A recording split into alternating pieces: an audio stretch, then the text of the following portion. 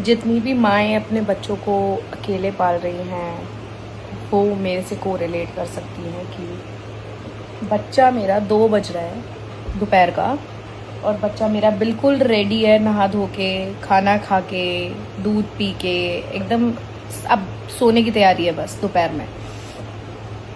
मैं अब खाना खा रही हूँ और अभी नहाई भी नहीं हूँ, अब जाके नहाऊंगी और घर का पूरा काम पड़ा है अभी। मैं सोच रही हूँ थोड़ी देर सो जाए और ये है कि कार्टून देखने में बिजी है।